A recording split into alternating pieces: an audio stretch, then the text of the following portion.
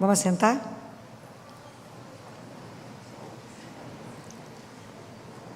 Sábado nós celebramos o quê?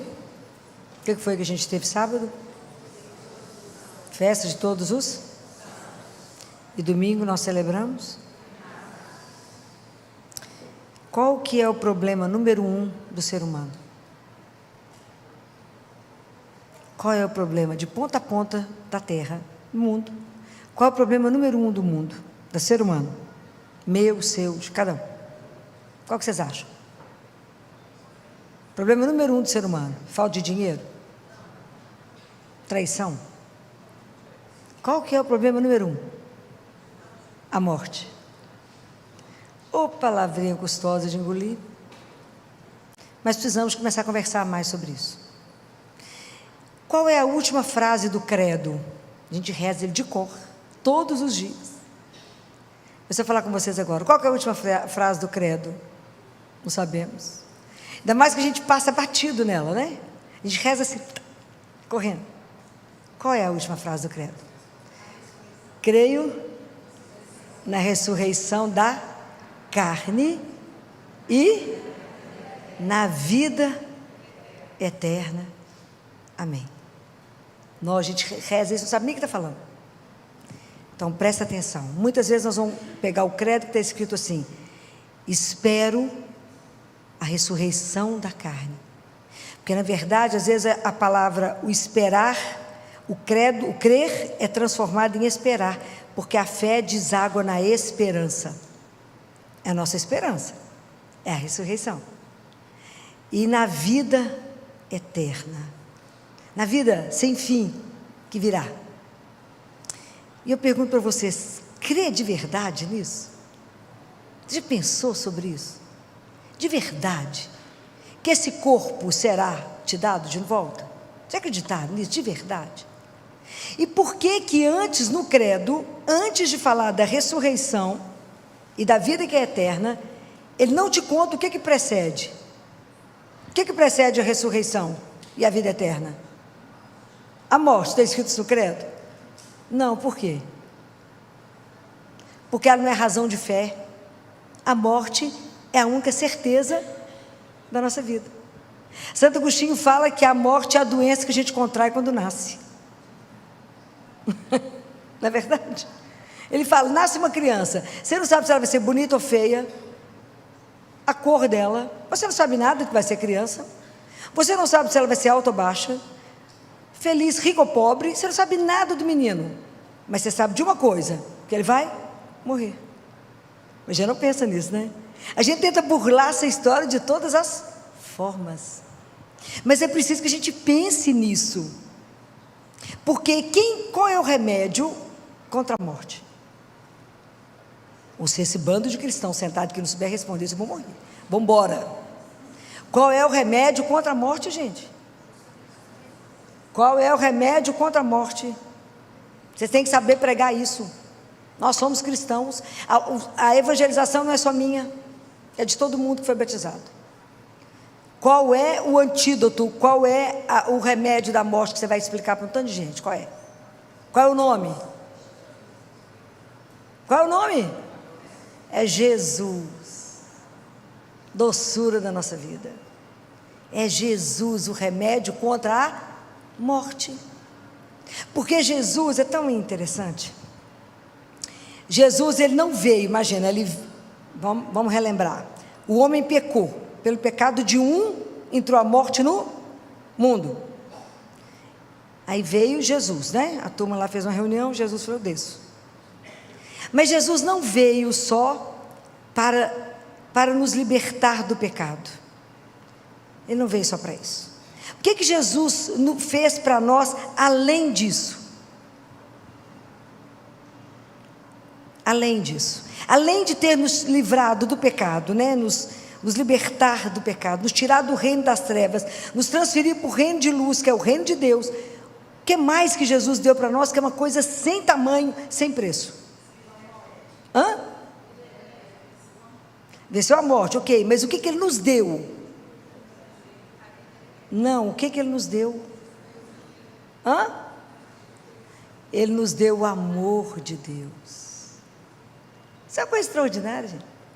Nenhum de nós sabia que era amado por Deus, que era filho do Altíssimo, que era filha do Altíssimo.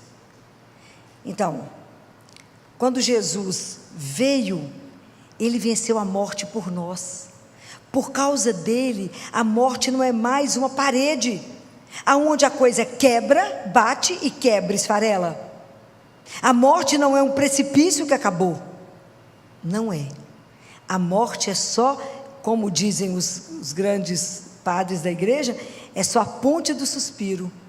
É onde eu tenho que passar. Para me voltar para a casa do meu pai, eu tenho que passar pela morte. Não tem jeito. Todos nós vamos passar pela morte. Todos nós. Então, se eu fizesse aquele sinal sinal de mais e menos, para nós cristãos é o mais da vida, um tracinho menos da morte e o mais de novo, porque a vida nos é devolvida. Isso é uma coisa extraordinária. Então, São João Crisóstomo falou que isso então é como sono. A morte é só como um sono. Porque se eu morro, desperto, e a vida me é devolvida, a mesma vida é devolvida, então isso é só um sono. Mas como que a gente tem dificuldade de pensar nisso, né? Como a gente tem dificuldade? Porque Jesus, quando morre, Ele morre numa morte de cruz, que foi uma morte não só para expiar, mas foi uma morte pelo ódio. E Jesus, quando Ele conta aquela parábola dos talentos, lembra? Que eles pegam um homem e falam, você tem uma dívida que você tem que pagar. Ele fala, mas eu não tenho dinheiro. Ele devia 10.000 talentos, era dinheiro demais. E aí o rei então perdoa. Isso é o que Deus faz conosco. Deus já nos perdoou, não é?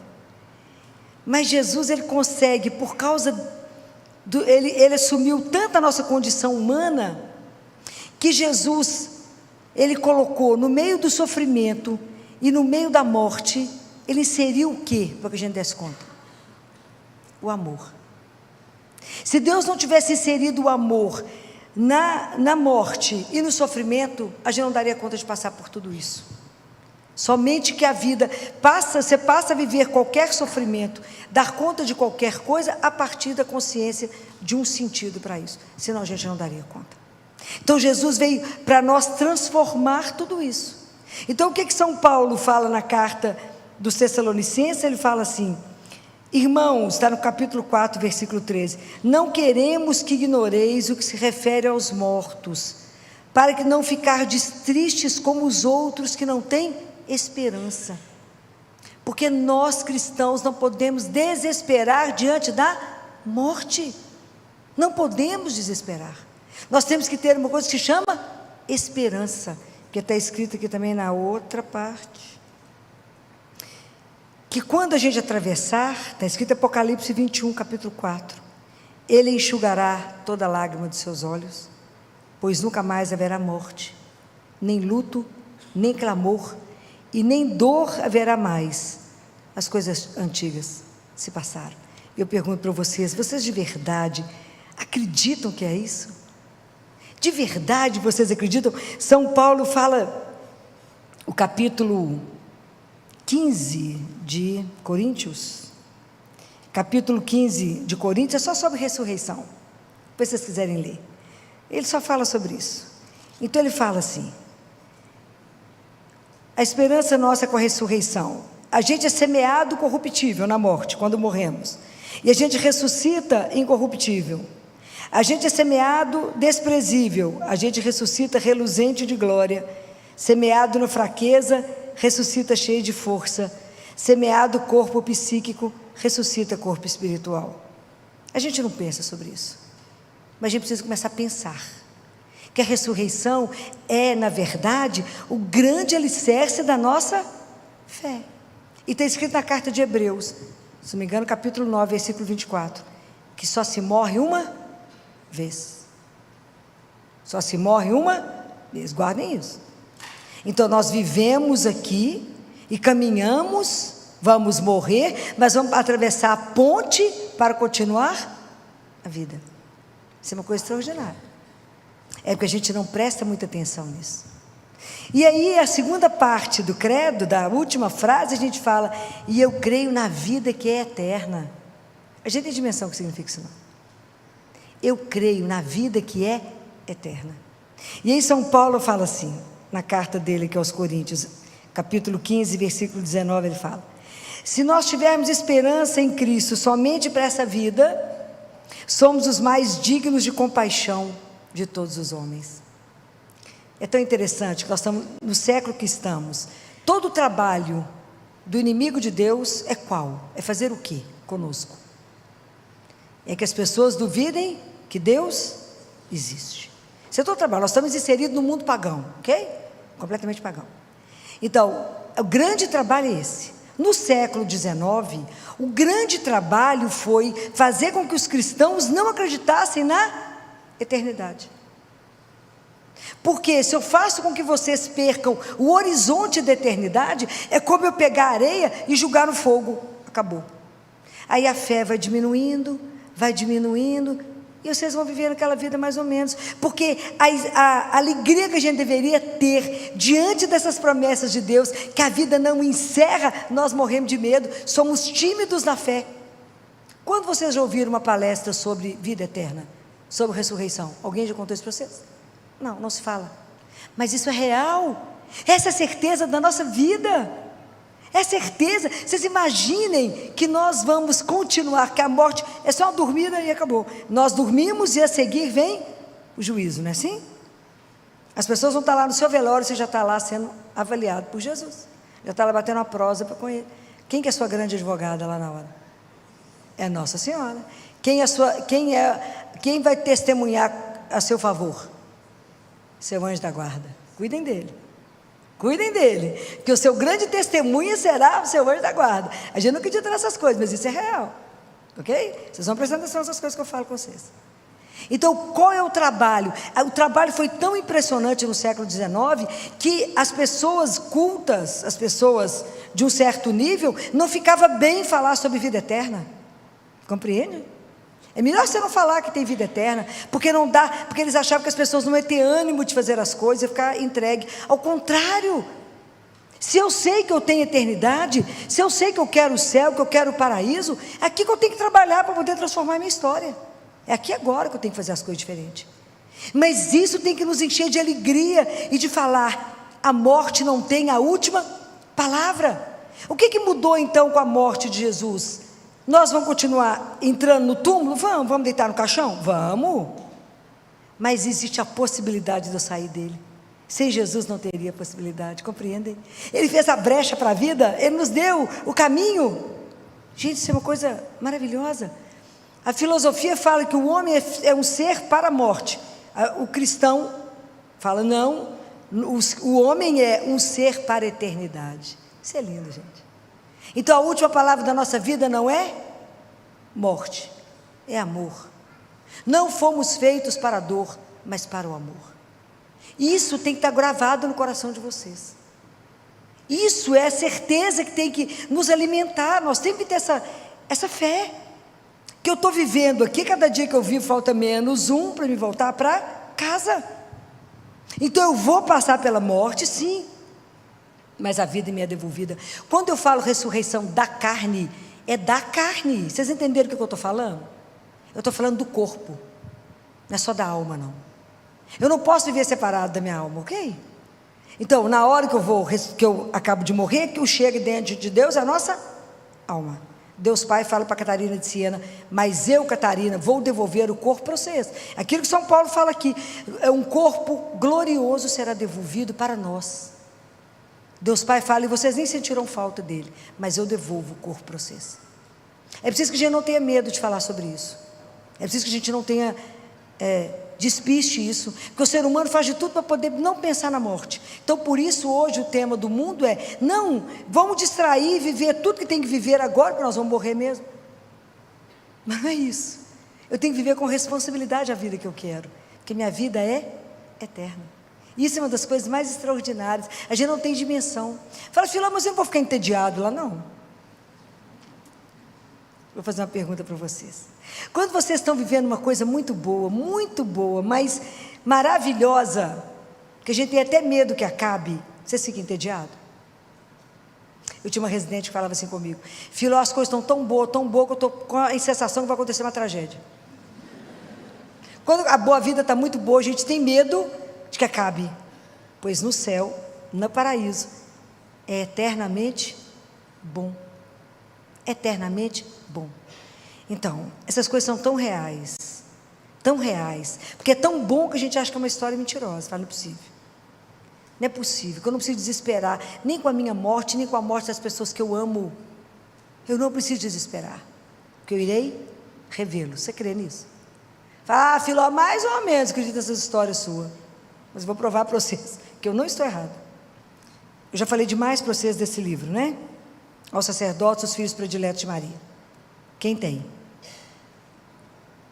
Então vocês aproveitem, porque eu peguei tudo que está marcadinho de fininho aqui. Foi o que Nossa Senhora falou no dia 1º, sobre o dia 1º de novembro ou o dia 2 de novembro, finados ao dia de Todos os Santos. Então vocês podem ler que tem coisas aqui maravilhosas. Então eu vou resumir, claro, para vocês. E ela fala uma coisa linda, que ela fala assim: peça a intercessão dos santos. Peça os santos para ajudar vocês, porque eles já passaram por aqui onde vocês já passaram, viveram a vida de vocês, e eles estão aqui no céu, diante de Deus, fazendo o quê? Fazendo o quê? O que os santos estão fazendo no céu, gente? Rezando por nós. Essa consciência nós temos que ter, que é uma igreja única. Nossa Senhora fala, é a igreja padecente, é a igreja peregrina, que somos nós, a igreja padecente, que é os que estão no purgatório, e a igreja que já está na glória. Ela falou, os santos ficam o tempo inteiro intercedendo por vocês. Vocês são vítimas de muitas ciladas do demônio, de muita coisa para fazer vocês cair. Os santos estão vendo e intercedem por vocês o tempo inteiro diante do Pai. Então, se vocês têm um santo que vocês rezam muito, entregue as coisas, peça ajuda, fala, me ajuda a vencer esse caminho, me ajuda a dar conta. Ela fala da intercessão real dos santos. Ela fala, chamem os anjos. Nesse tempo que vocês estão vivendo, que é um tempo de sofrimento, ela fala, os anjos foram dotados de mais poder para tirar vocês das ciladas do inimigo. Então vocês não dispensem isso não, porque eu trouxe para vocês o que ela falou. E Nossa Senhora fala isso, ela fala, e rezem pelas almas do purgatório. Eles não podem mais rezar por eles, mas eles rezam por vocês. Eles veem tudo o que está acontecendo e intercedem por vocês. Rezem pelas almas daquelas pessoas que já morreram, que vocês conhecem, peçam a Ele ajuda. Reza por Ele e peça ajuda. Nossa Senhora fala, peçam ajuda. Sabe o que é lindo? Ela fala, aqueles que são devotos do meu imaculado coração, quantos de vocês fazem a devoção do primeiro sábado? Que Nossa Senhora pediu em Fátima tem um século. Ó Senhor dos Exércitos, só prestando atenção. Ó Senhor. Ela fala que os devotos do coração dela, que na hora, eu vou ler o trecho, daqui a pouco, eu vou ler para vocês o que ela fala, que ela faz na hora da morte. Essas coisas vocês têm que saber, porque se é real, quem falou não fui eu, foi ela. Então, vocês têm que aprender isso. Mas aqui no dia 1º de novembro de 1983, ela fala que quando a gente deve chamar, né, os santos, as almas e os anjos, ela fala, por isso nunca deveis vos sentir sós, tornai mais fortes os vossos laços com os santos do céu e com os que se purificam ainda no purgatório. Eles estão muito próximos de vós, veem todas as vossas dificuldades, conhecem as terríveis insídias que o meu adversário vos arma, e ajudam-vos sempre de maneira eficaz. Olha que lindo isso aqui. Olhai hoje para todos aqueles que já vos precederam na vida eterna no sinal da fé, e que esperam agora com amor e alegria por vós. Então você verá aqueles que morreram? Quem falou não fui eu não. Eles esperam vocês com amor e alegria. O que nos aguarda é uma coisa tão extraordinária que a gente não tem dimensão. Por isso a gente tem que fazer de tudo para ir para o céu, porque não é brincadeira. Imaginou quando eu penso que vou ver meu pai de volta? Morreu comigo, eu falei com ele, é só uma questão de tempo, pai, eu te encontro. Então, é lindo, ela fala dos perigos que a gente corre, que a gente precisa, por isso, rezar, não é? Ela fala, peça ajuda, Peça ajuda. E é tão bonitinho quando ela fala uma coisa que eu quero achar para vocês. Tão encantador, o cuidado de Nossa Senhora, isso aqui. Ela fala que a coisa é linda demais, ela fala assim: quando a gente morrer, aqueles que são devotos do Imaculado Coração dela, pensa nisso, vocês vão começar a ser devotos a partir de agora. Ela fala: na hora da vossa morte, e olha que lindo que ela fala que quando a gente reza o terço, que a gente reza assim: Santa Maria, Mãe de Deus, rogai por nós, pecadores, agora e na hora da nossa... A gente reza, não presta atenção no que fala, não. Aí ela fala: esta é uma invocação que eu escuto com grande alegria, e é sempre atendida por mim. Então ela fala: se como mãe estou ao lado de cada um dos meus filhos, na hora da morte, estou particularmente junto de vós, que sempre vivestes por meio da vossa consagração, no refúgio do meu coração imaculado. E ela vai falar: na hora da vossa morte, estou perto de vós, com o esplendor do meu corpo glorioso. Deve ser uma coisa de louco, né, já? A beleza de Nossa Senhora deve ser algo da gente, tanto que alguns que viram ela, principalmente lá em Lourdes, que ela, lá em Nossa Senhora de... Não é de Lourdes, né? É lá na França, mas eu esqueci agora qual que é a da... esqueci o nome, é Melanie e o rapaz. O pessoal falou que você não vai casar, e falava, depois de ter visto ela, não. Conseguiu. Depois que ele viu Nossa Senhora, conseguiu pensar em outra mulher. Aí Nossa Senhora falou: na hora da vossa morte, vocês que são os meus devotos, estou perto de vós, com o esplendor do meu corpo glorioso. Acolho as vossas almas nos meus braços maternos. Tenho que tirar de vocês o medo da morte. Eu acolho vocês, nós vamos para o colo da mãe. E aí ela fala: e levo-os diante do meu filho Jesus, para o seu juízo particular. Por isso que ela é nossa advogada. E olha aqui, ela fala: pensai como deve ser alegre o encontro com Jesus para aquelas almas que lhe são apresentadas pela própria mãe. Você imagina, ela vai chegar e falar: Jesus aqui é Filó. Vivia ela agarrada. Ela fala: porque eu as cubro com a minha beleza. Olha a promessa: eu as cubro com a minha beleza, dou-lhes o perfume da minha santidade, o candor da minha pureza, a cândida veste da minha caridade. Agora presta atenção na coisa mais bonitinha, isso é coisa de mãe. E se ficou alguma mancha, eu passo a mão. Né, mãe não arruma filha assim? Põe o dedo e limpa? Ela falou que faz a mesma coisa. Eu passo com a minha mão materna para apagar e vos dar aquele esplendor que vos permite entrar na eterna bem-aventurança do paraíso. Nossa Senhora é um escândalo para nos ajudar. Está tudo escrito, que eu não inventei nadinha na palavra. Mas eu tinha que trazer isso para vocês, porque vocês não conhecem nada. Estou falando mentira? Não. Muitos de vocês têm esses livros em casa, mas não leem. Estou falando mentira? Não. Esse aqui que ela fala é no 2 de novembro de 1992. Aproveita, leiam essas coisas que eu falo com vocês. Depois eu posso até deixar... Não, vocês podem olhar lá atrás, no índice, você procura por ano e procura 1 de novembro e 2 de novembro. E leiam a beleza do que ela falou. Nós vamos estar nos braços dela, e ela nos leva até... Jesus intercede por nós. Nós não temos dimensão do que nos aguarda. Por isso que a gente olha para a morte com cara feia. A gente tem medo dela. Claro que a gente tem. Ninguém quer falar na morte. Por que a gente não fala da vida eterna? Por que a gente tem amor a tudo isso? Eu não tenho medo da morte, porque eu não tenho medo da vida. Eu quero a vida. Se eu tenho que passar pela morte para continuar o caminho, se é esse o caminho que a gente tem que passar, vamos passar. Mas não com medo. Na certeza que eu não vou sozinha. Que até lá Ele vai comigo e vai nos levar para ficar com Ele. E isso que não pode nos perturbar. Então, se eu sei que o caminho é esse, vamos cuidar da nossa vida para estar diante de Deus o melhor possível, para que a gente possa ir direto para o céu. É possível? Nossa Senhora falou que até limpa assim, ó. O que não está bom, ela passa a mãozinha dela de mãe. Imagina que coisa escandalosa vai ser isso. Essas coisas são verdadeiras, estão aqui nesse livro. Aos sacerdotes, os filhos prediletos, não deixem de ler essas coisas que eu falo com vocês. Tudo que eu falei está na palavra de Deus. A gente pula os capítulos, né, porque a gente não gosta de falar de morte, ressurreição, mas Deus Pai fala eu darei de volta o corpo de vocês.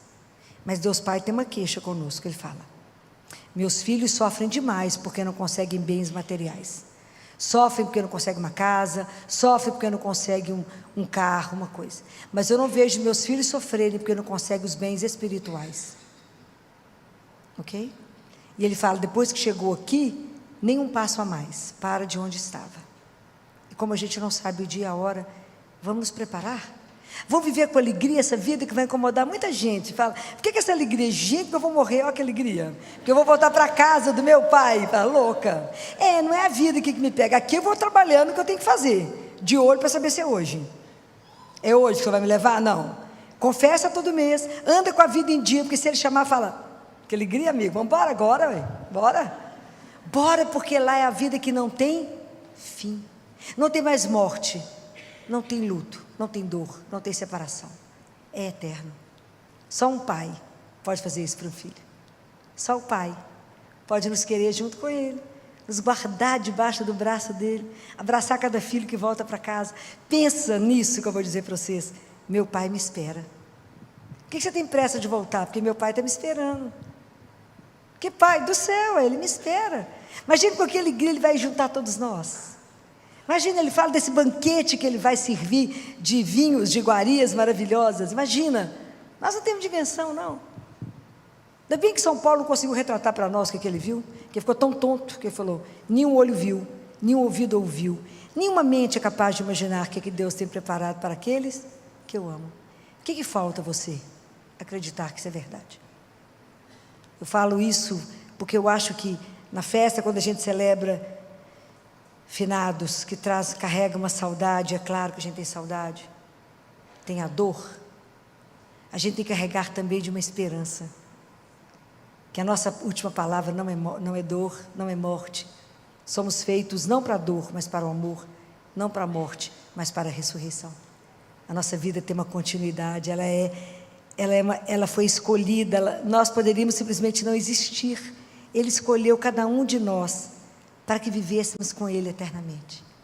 E Jesus fala para uma mística, eu acho que vocês conversam sobre morte com muita tristeza, Ele fala, começa a falar com mais alegria, sabe por quê? Isso é a palavra dele, não é minha não. Porque morrer é como abrir a porta, Ele fala. Quando você abre a porta, sou eu que estou do outro lado. Falei, bem, a gente já toma um susto, mas é eu que estou do outro lado. Então por que vocês têm medo? Compreendem? Hoje eu falo essas coisas para que vocês comecem a pensar um pouco mais. Comece a pensar, como é que eu estou se Ele me chamar hoje? Será que eu estou preparado para estar diante dEle? Então se prepare para esse grande encontro, Ele é real, nós vamos ver Mãe do Céu, nós vamos ver Jesus, Ele vai nos levar ao Pai, nós vamos ver tantos santos. Vocês têm curiosidade? Eu tenho vontade de ver um tanto, eu tenho um monte de coisa para conversar com tanto, vocês têm não? Eu tenho um monte de coisa. Então a gente precisa pensar nisso, que isso é de verdade, fomos feitos para a eternidade. Então que nada possa tremer o seu coração, nada pode te abalar diante de uma notícia de uma morte sua, que você vai ter uma doença grave, ou a notícia de uma morte, ou doença de alguém que você ama, porque você fala, mas nós vamos encontrar, Santo Agostinho diz, todo relacionamento que você tiver aqui de amor, como você tem com a sua esposa, lá será melhor, não que casará de novo, mas ele será planificado, ele será espiritualizado, compreendem?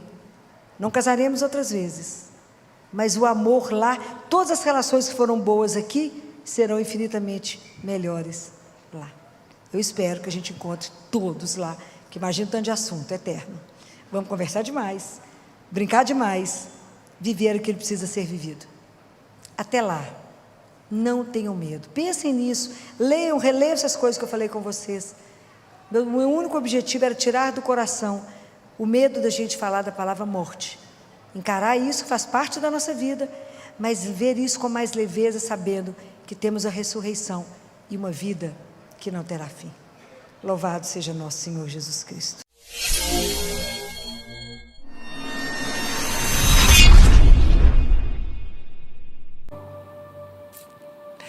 Queridos irmãos e irmãs, no primeiro livro de Samuel, no capítulo 26, nós temos, podemos dizer, a saga de Saul perseguindo Davi. É bom lembrar que Saul e Davi eram grandes amigos. Grandes amigos. Comiam na mesma mesa, com banquetes. Batalharam em muitas batalhas um ao lado do outro, salvando a própria vida. Davi foi morar no palácio de Saul a convite dele. Saul olhava para Davi e ele admirava um homem onde Deus agia com liberdade. E Davi, ele foi crescendo e Saul ali do lado dele. Mas aí, meus irmãos, onde entra a inveja, entra todo tipo de desgraça. Você quer uma desgraça, é a tal da inveja. Porque enquanto Davi não ameaçava Saul, pela fama, pelos feitos, Saul estava tranquilo. Mas olha, hora que Saul começou a olhar para Davi e viu que o povo amava, que ele estava fazendo mais e que ele poderia ser rei, Saul se transforma. E num jantar, estava Davi num canto da sala, Saul estava aqui, do nada Saul pega uma lança e joga para matar Davi. Pela providência de Deus, a lança é cravada na parede. Daquele momento Davi falou: opa, esse mar não está para peixe, aqui não dá para eu ficar nesse cara, vai acabar me matando. Davi jamais odiou Saul, mas ele manteve a distância de segurança. Olhando para Saul, sabe de quem que eu lembro? Eu vou explicar. Eu lembro da rainha da Branca de Neve. Você conhece a história? Pois é. A rainha, presta atenção aqui, porque tem muito dessas pessoas perto de nós. A rainha olhava no espelho e falava assim: espelho, espelho meu, existe alguém mais bela do que eu? O espelho: oh, não existe, tu és a mais bela. Ela ficava toda, né? Aí estava todo mundo tranquilo, ela tranquila, o rei tranquilo, Branca de Neve tranquila, os anões tranquilos, todo mundo estava tranquilo. Até que um dia ela perguntou: espelho, espelho meu, existe alguém mais bela do que eu? O espelho caiu na bobagem de falar a verdade. Hoje, meu filho, para você ter inimigo, basta você falar a verdade. Você não precisa fazer nada. Falou a verdade, ganhou inimigo. E o espelho falou a verdade. É, rainha, existe alguém mais bela do que tu. Branca de Neve, és a mais bela. Meu filho, hora que aquela rainha, que era muito bonita, hora que aquela rainha ouviu isso do espelho, meu filho, ela virou uma bruxa, não é assim? Ela vira uma bruxa, ela vai envenenar a maçã, fez o inferno na vida do rei, tentou matar a Branca de Neve, colocou os anões para correr, tacou terror no reino. Saul é como se fosse a rainha, Davi é a Branca de Neve. Enquanto a Branca de Neve não incomodava, estava lá escondida, a rainha estava se achando. Hora que o espelho diz que a Branca de Neve é bela, a rainha se transformou em sua inimiga número 1. E a rainha queria apenas uma coisa com a Branca de Neve. João 10:10. Ela olhava a Branca de Neve, ela quer matar, roubar e destruir. Matar a menina, roubar a paz dela, destruir a vida dela. Assim acontece na vida de muitos. E Saul, daquele momento, ele tem ódio de Davi e procurava matá-lo. No capítulo 26, você vê Saul indo ao deserto de Zif com 3.000 homens. E Saul tinha dado uma ordem clara a todos os meus soldados, 3.000, aquele que me trouxer Davi morto, receberá uma recompensa, uma grande recompensa. Saul queria Davi morto. E Davi, quando pôde matar Saul, não o fez. No capítulo 26 vai dizer que neste grande acampamento que havia no deserto de Zif, à noite, Deus, é coisa de Deus, colocou um sono profundo em todos, 3.000 soldados, os generais, o próprio Saul, Abner era o amigo de Saul, era o seu oficial de confiança, todo mundo dormindo.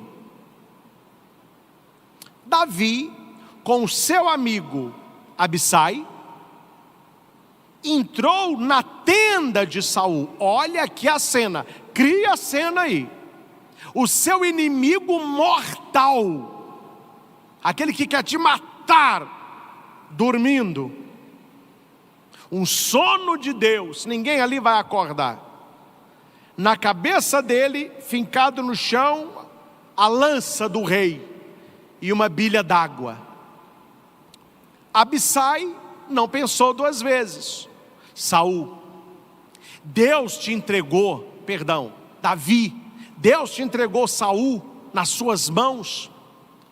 Eu vou pegar essa lança e vai ser um lançaço só. Com uma lança eu atravesso o peito e o cravo na terra. Eu não preciso nem de 2 golpes. Com um golpe eu acabo com ele. O que Abissai está querendo? Como se chama isso? Vingança. Ele está querendo vingar o seu amigo, matar o seu inimigo. Só que Davi, ele não está com seus olhos em Saul. Os olhos de Davi estão no seu Deus. E Davi sabia que ele poderia matar Saul, mas que ele estaria desonrando a Deus, porque sendo Saul um mau rei, continuava rei. Um mau servo é mau, mas é servo. Um mau padre é mau, mas é padre. Um mau médico é mau, mas é médico. Davi, quando olhou para aquele mau rei, ele sabia, mas é rei, é ungido de Deus. Enquanto o Abissai queria vingança, o Davi queria perdão. Não mates, pois quem poderia estender a mão contra o ungido do Senhor e ficar impune? Davi pega a lança, Abissai pega a vasilhinha d'água, estavam com sede, né? Saíram, foram embora. De manhã, quando o sol nasceu, todo mundo acordando, acorda Saul, acorda Abner, os soldados, eles escutam um grito: Saul! Na hora que eles olham, lá no alto estava Davi levantando a lança. E Davi disse: olha, Saul, a sua vida estava nas minhas mãos. Eu estava dentro da sua barraca e eu poderia pegar essa lança e te cravar no chão, mas não o fiz, para te provar uma coisa: você quer o meu mal, mas eu te quero bem. Duas coisas eu acredito neste texto. Quem colocou Davi perante o seu maior inimigo, com a possibilidade de fazer-lhe mal, foi o próprio Deus. Era uma prova para Davi, e ele foi aprovado. Segundo, quando Davi ergue a lança e ele grita, ele estava mostrando aquela lança para Deus. Olha, meu Senhor, eu poderia ter feito justiça com as minhas mãos, mas o meu amor por ti é maior, e eu não o fiz. Talvez Deus vai colocar no seu caminho o seu inimigo, aquele que te amaldiçoa, que fala mal de você, que te calunia. Ele vai colocar esta pessoa no seu caminho para ver qual é a sua atitude para com esta pessoa. Se você vai se vingar ou se você vai perdoar. Eu sei de pessoas que tramam o meu mal, mas quando eu encontro com a pessoa, não é falsidade, mas é por causa de Deus. A pessoa fala: ei, Padre Cristian. Eu falo: olá, tudo bem? Tudo bem. A vontade, meu filho, era outra, mas por causa do Senhor, você mostra a lança e diz: por ti, Senhor, por ti, Senhor. Quais são as 3 atitudes de Davi para com Saul?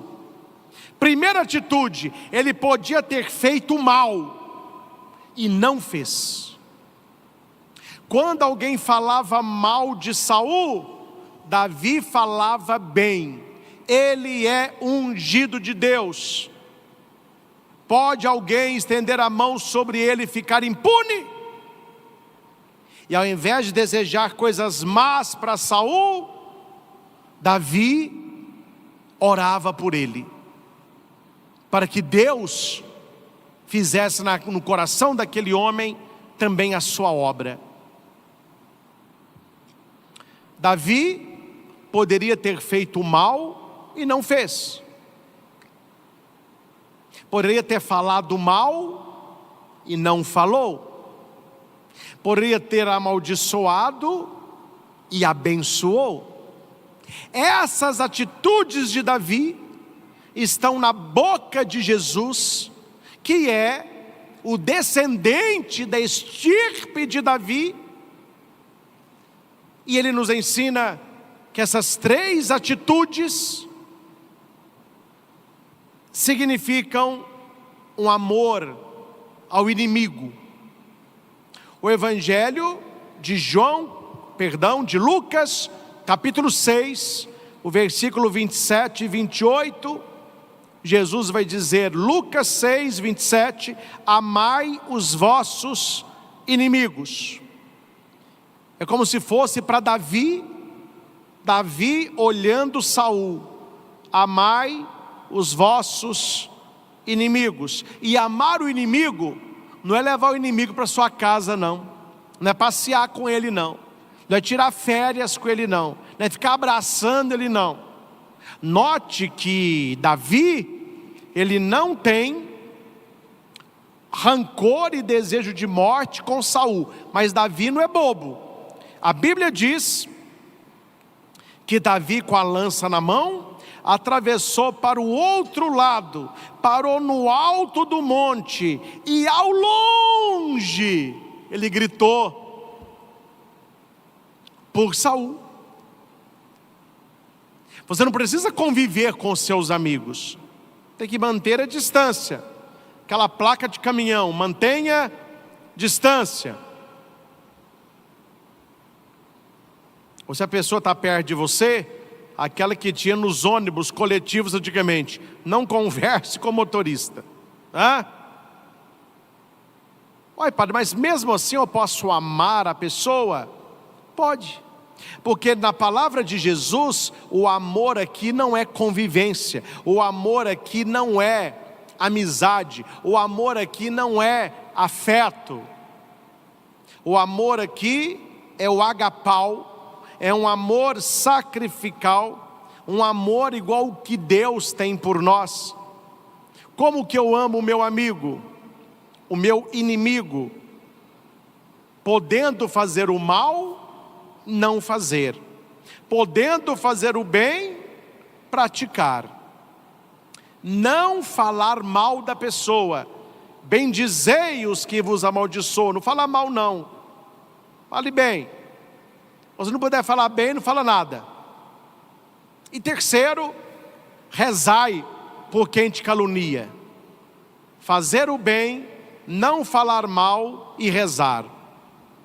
O inimigo está longe. Saul está longe.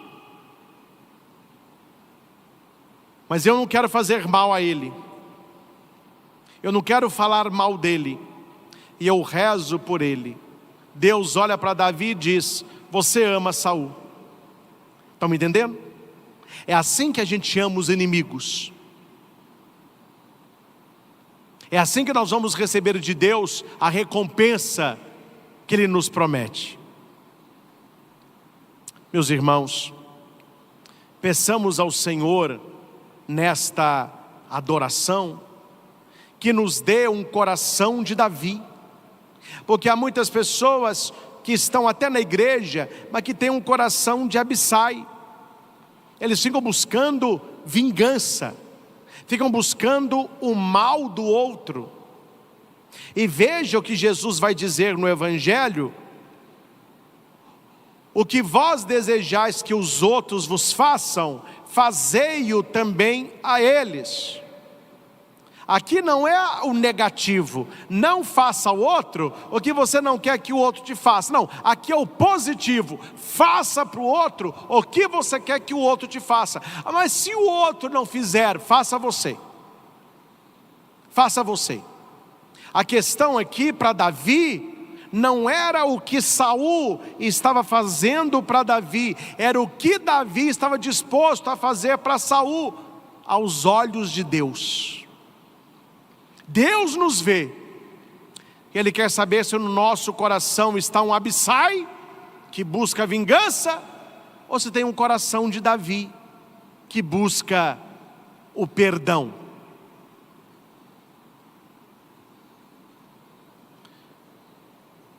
Qual a nossa atitude com quem nos faz mal, nos agride e nos violenta? Abissai ou Davi?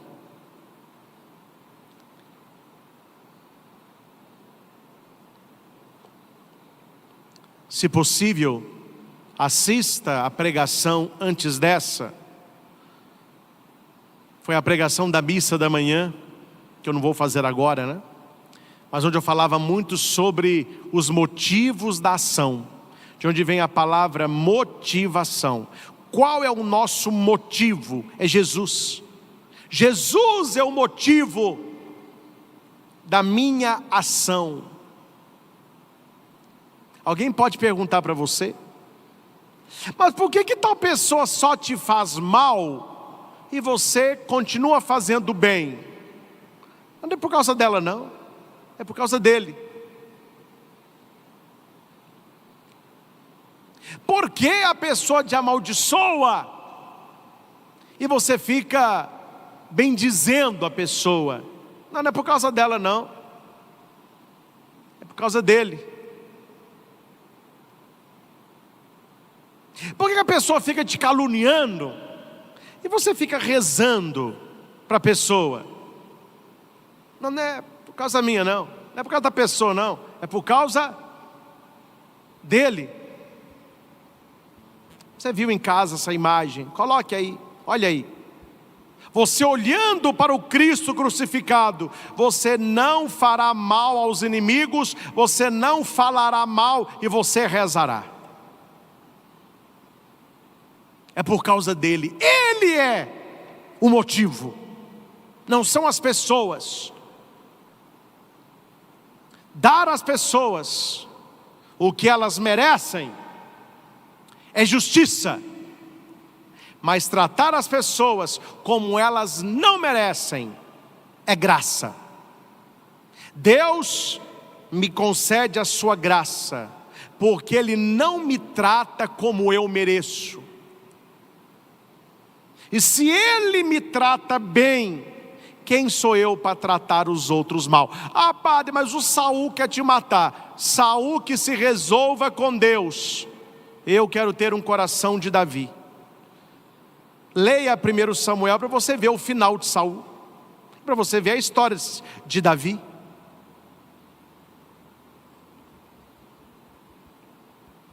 Amor é decisão, amor é atitude, amor é você olhar para Jesus e por causa dele engolir sapo, ficar calado, levar desaforo para casa, não entrar em briga. Por que isso, padre? Porque com a mesma medida que nós medimos, eles nos medirão. E termino com uma historinha. Tinha um cara que vendia aviamento. E foi uma mulher comprar 1 metro, sabe aquela fita de metro? O cara falou: olha, eu só tenho essa fita, eu não posso vender essa fita para você. Ah, mas você não teria aí um pedaço de cordão? A gente mede assim, 1 metro, eu compro o cordão. Qual é esse cordão aí? 1, 2 reais? Não, 2 reais você leva. Então tá, mede para mim aí.